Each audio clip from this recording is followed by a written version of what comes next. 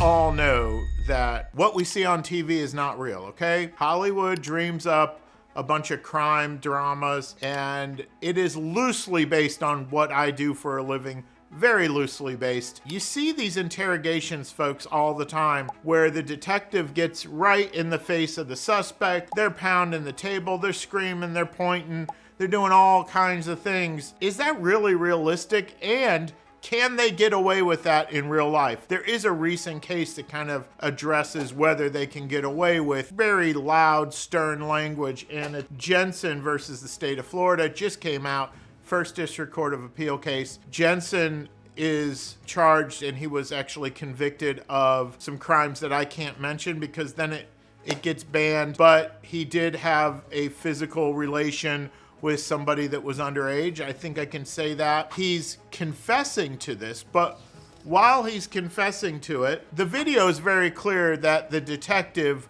was very stern, mean, etc. At one point, the detective said, "Oh, here's the deal, Jensen. You can either start being 100% honest with me, or I'm fixing to bury you and send you to prison right now." And there's repeats of language like that where he's fixing to bury this guy and he's going to send him to prison right now, etc., etc. I can't recreate the tone. I'm pretty mellow on this video, but the actual interview is on tape, and it was enough to where Jensen's attorneys filed an appeal and said, this is not a voluntary confession, folks. Come on now. The court found that it was voluntary because Jensen did sign a waiver before he got yelled at and before he got threatened. He signed away his Miranda rights, and he actually signed them away almost a couple times. I want to reiterate as a public service announcement, first of all, Jensen did something terrible. I get that, but it's an illegal example of how you can be treated by law enforcement if you agree to talk to them. It can get very nasty. This doesn't even get into the fact, other cases